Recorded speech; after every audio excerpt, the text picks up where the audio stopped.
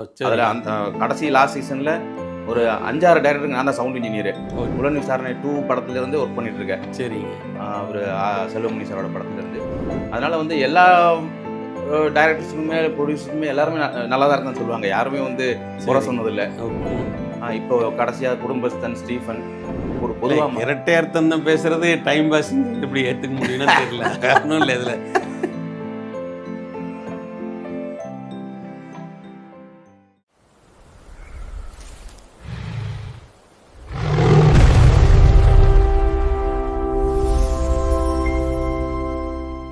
உங்களோட முக்கியமான பங்கு எந்த இடத்துல வருதுங்க? பாடல் வரும்போது வருதுங்களா, இல்லை எந்த இடத்துல உங்களுக்கு அதிக முக்கியத்துவம் இருக்குது? சவுண்ட் நான் வந்து வசனங்கள் ஒளிப்பதிவு அதில் தான்.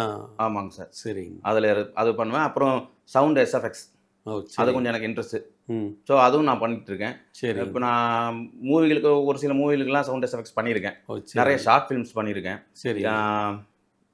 வெப் சீரியஸ்க்கு மறக்க முடியாத அனுபவங்களுக்கு உங்களுக்கு என்ன இருக்குது? மறக்க முடியாத வேலைகளே ரொம்ப சிறப்பாக நம்ம பண்ணியிருக்கோம், இந்த படத்துக்கு நாங்கள் நல்லா பண்ணோம் அப்படின்ற மாதிரி. சரி, நம்ம எல்லா படங்களுமே சிறப்பாக தான் பண்ணுவோம்.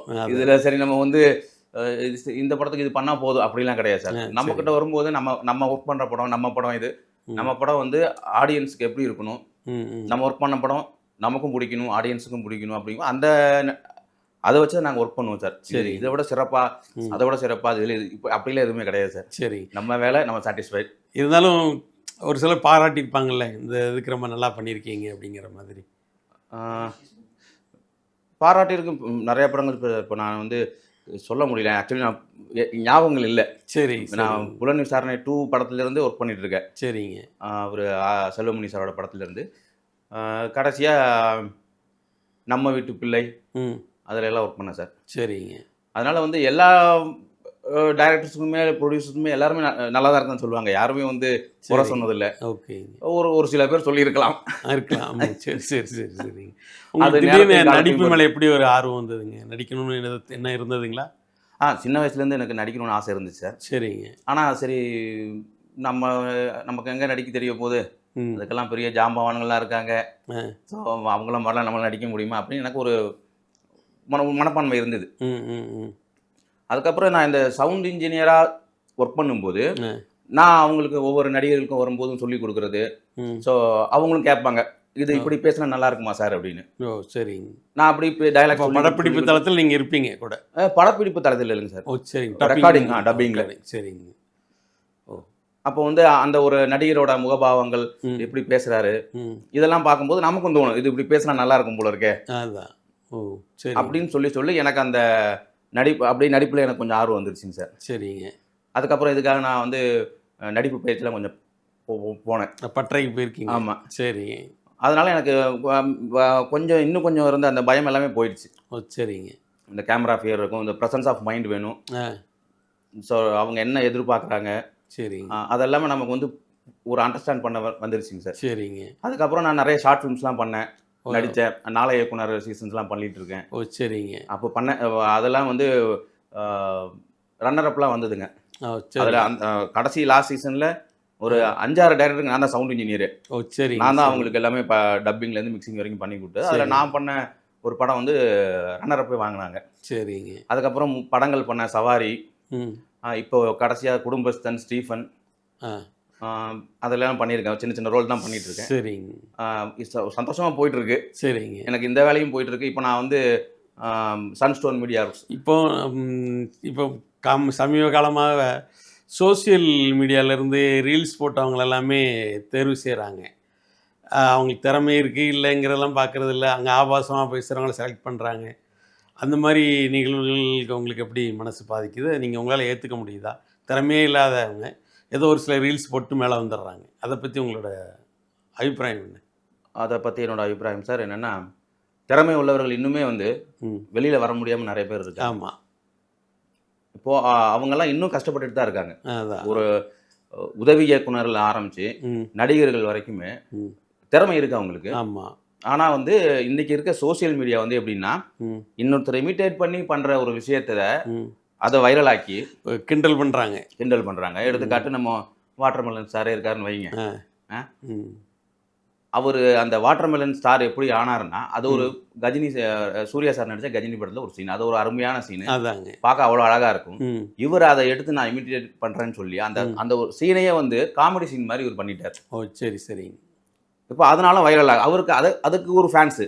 ம். அதனால அவரு வியூவர்ஸ் இருக்காங்க. இன்ஸ்டால பெரிய ஆளா இருக்காரு. யூடியூப்ல பெரிய ஆள் ஆயிட்டாரு. ம். இத்தனை இல்ல வியூவர்ஸ் இப்போ இருக்காங்க. அந்த மாதிரி ஒரு சினிமா துறை கிண்டல் பண்ணி ஒரு ஹீரோவை கிண்டல் பண்றவங்கள, ஒரு பெரிய ஹீரோ இதுக்கு முன்னாடிலாம் வழிகாட்டியிருந்த ஹீரோ கமல்ஹாசன் மாரி ஆள்கள் எல்லாமே பிக் பாஸ்ல தேர்ந்தெடுக்கிறாங்க. அவங்கள பேச சொல்றாங்க, நடிக்க சொல்றாங்க. அத பத்தி உங்களுக்கு என்ன மன வருத்தங்கள் இருக்கு? ஆ ஒரு திறமையே இல்லாத ஒருத்தவங்கள, ஒரு திறமையான ஒரு மிகப்பெரிய சினிமா ஸ்டாரா இருந்த ஒருத்தர், அவங்கள தூக்கி விடுறான்னு நினைக்கிறாரா? இல்ல திறமையானவங்கள அமுக்க நினைக்கிறாரா? இது என்ன இதுல வருது? சரி இது வந்து உங்களுக்கு அந்த நிகழ்ச்சிகள்லாம் கலந்துக்கிறது வந்து அந்தந்த சேனல் அவங்களோட ரேட்டிங்காக எல்லாம் பண்றது சார். சரி. ஏன்னா இவருக்கு ஒரு இன்னைக்கு வந்து சோசியல் மீடியாலக்குள்ள இவருக்கு ஒரு நல்ல ஒரு நெறைய பேர் பார்க்குறாங்க, வியூவர்ஸ் இருக்காங்க, ம். வைரலா இருக்காரு சொல்லி அத நம்ம ப்ரோகிராம்குள்ள கொண்டு வந்தா நம்ம ப்ரோகிராமும் வைரல் ஆகும். ம். அப்படிதான் பண்ணிட்டு இருக்காங்க. ஆனா ஆ அது சரியான நடைமுறையா இருக்குதான்னு கேட்கிறேன். இல்ல சார். அது சரியான அப்ப ஒரு இதுக்கு முன்னாடி இருந்து கஷ்டப்பட்டுருவங்க அங்கீகாரம் அதுதான். இல்லையே சார். ம். உண்மையான திறமை இருந்தும், ம். அவங்க அதுக்காக பயிற்சி பெற்றும் நெறைய பேர் இருக்காங்க. ம். ம். இப்போ கூத்துப்பட்டைலாம் போய் படிச்சுட்டு, அதான். கிளாஸ் எல்லாம் அட்டெண்ட் பண்ணி, ம். இப்போ அவங்களுக்கெல்லாம் திறமை ஜூனியர் ஆர்டிஸ்ட் மாரி கிடைக்குது. அதான், அதான். ஜூனியர் ஆர்டிஸ்ட் மாரி நிக்க வச்சுக்கிறாங்க. ம். இவங்களுக்கு வந்து சோசியல் மீடியால பெரிய ஆளா இருக்கிறதுனால நடிக்கிறதுக்கு ஆனா நடிக்குன்னு சொல்லும் பார்த்தீங்கன்னா, அந்த அளவுக்கு எனக்கு தெரிஞ்சு யாரும் படத்துல பெருசா சாதிக்கல. அதான். இந்த இன்ஸ்டால இது போனவங்கலாம். குற்றீசல் மாதிரி சோசியல் மீடியால நடிகர்கள்ங்கிற பேர்ல என்னென்னவோ செய்றாங்க, கூத்து பண்றாங்க.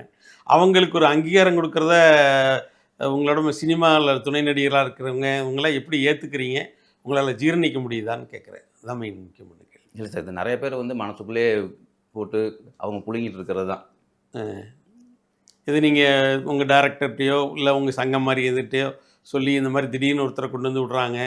பட் சம்மந்தம்லாம் வர்றாங்க. அதாவது நடிகருக்கு நீங்க ஒரு லைன்ல நிக்கிறீங்க. ஒரு 100 பேரோ 150 நம்ம வந்துருவோம்னு நிக்கிறீங்க. என்னைக்காவது உங்க மேல ஒரு ஃபோக்கஸ் ஆகும். ஒரு திரை வெளிச்சம் வரும்னு நினைக்கிறீங்க. ஆனா அதையெல்லாம் கடந்துட்டு யாரோ ஒரு மூலையில உட்காந்து ஆபாசமா பேசுனாங்க, ஆபாசமா ஆடுனாங்க, ஒருத்தர திட்டுறாங்க அப்படிங்கிறதுக்காக வேண்டியே ஒரு பெரிய பெரிய ஸ்டாருக்கெல்லாம் பிரபலப்படுத்துறது எப்படி நியாயமாகும் அப்படிங்கிறது. அது நியாயம் இல்ல சார். இதெல்லாம் கொஞ்ச நாளைக்கு தான் சார் இருக்கும். சரிங்க. இந்த சோசியல் மீடியால. இப்ப பாருங்களேன், இப்ப வேற யாரும் மேக்ஸிமம் அந்த மாதிரி ஆட்கள்லாம் இப்ப இல்ல இப்போ. ஓ! அவங்களுக்குன்னு ஒரு இப்ப யாருமே சினிமால வந்து இப்போ பெரிய பெரிய டைரக்டர் ஆகட்டும் சரி, எல்லாருமே என்னன்னா இப்பலாம் அவாய்ட் பண்ண ஆரம்பிச்சுட்டாங்க. ஓ! சரிங்க. இது நம்மளே வளர்த்து விடக்கூடாது ஓ! சரி. அந்த எண்ணத்துக்கு வந்துருச்சு. சரிங்க. ஏன்னா மக்கள் பார்க்கும்போது இவங்க ஒண்ணும் பெருசா தனியா நடிச்சு, தனியா ஒரு பெர்ஃபார்மன்ஸ் பண்ணிலாம் வரல. இன்னொருத்தர் இமிட்டேட் பண்றாங்க. அதுவும் ஆபாசமா பேசுறாங்க. டபுள் மீனிங்ல தான் பேசுறாங்க. அதான், அதான், அதான். அத அதனால வந்து என்னன்னா, அதுக்காக ஒரு மக்கள் கூட்டம் இருக்கு. ம். பார்த்து ரசிக்கிறதுக்கும், ம். டைம் பாஸ் பண்றதுக்காக உள்ளது. அத வந்து நம்ம சினிமால வந்து ஒரு பொதுவா இரட்டை அர்த்தம் பேசுறது டைம் பாஸிங்கிறது எப்படி ஏத்துக்க முடியும்னா தெரியல. ஒண்ணும் இல்ல இதுல. நம்ம சிந்திக்க வேண்டிய விஷயம் என்னன்னு கேட்டிங்கன்னா, ஆபாசமா பேசுறத நம்ம எப்படி டைம் பாஸிங் எடுக்க முடியும்? அது மக்களோட அறியாமையா? இல்ல என்ன காரணம்? இல்ல சார். எல்லா மக்களையுமே சொல்ல முடியாது. ம். இத மாரி நம்ம பார்த்து ரசிக்கிற ஆள்கள் இருப்பாங்கல்ல. ம். அது இன்ஸ்டாகிராம்ல பேசி 1,00,000 வியூவர்ஸ் இருந்தா போதும் அப்படிங்கிற மாதிரி ஒரு ஆமா. நிலையை நோக்கி நம்ம சினிமா குலமும் சேர்ந்து நகருதோ அப்படின்னு நினைக்கிறோம். இனி அப்படி இல்ல சார். இப்ப எப்படின்னா அதான் சொல்றேன். இன்னும் கொஞ்ச நாள்ல இந்த மோகம் குறைஞ்சிரும். குறைஞ்சிருங்கிறீங்க. குறைஞ்சிரும் சார். ஆர்டிஸ்ட்டுக்கு மறுபடியும் பழைய மதிப்பு பழைய மாரி மதிப்பு வந்துரும். ஏன்னா இன்னைக்கு நெறையா இப்போ ஒரு காலத்துல நான்லாம் சிவாஜி சார் பார்த்துலாம் ரொம்ப ஆச்சரியப்படுவேன். ம். எப்படி இவ்வளோ பயங்கரமா பண்றாரு, நடிக்கிறாரு. அப்புறம் ரஜினி சார், எம்ஜிஆர் சார், இவங்க கமல். அதுக்கப்புறம் பார்த்தீங்கன்னா, உங்களுக்கு நடிப்புங்கிறது வந்து இப்போ இன்னைய காலகட்டத்தில எதார்த்த நடிப்புன்னு தான் வந்துருச்சு. யதார்த்தமா இருக்கிறது. ம். எதார்த்தமா நடிக்கிறாங்க பார்த்தீங்கன்னா, ஹீரோஸ் இன்னைக்கு பிரசன்ட் சாப்பிட்றது தான் இருக்கு. ம். ம். திரும்பி இவங்க இந்த மாரி யூடியூபாலாம் தானா நடிக்கிறேன் அப்படின்னு சொல்லி ம். நடிச்சிட்டு இருந்தா எத்தனை நாளைக்கு பார்க்க முடியும்? அதான்.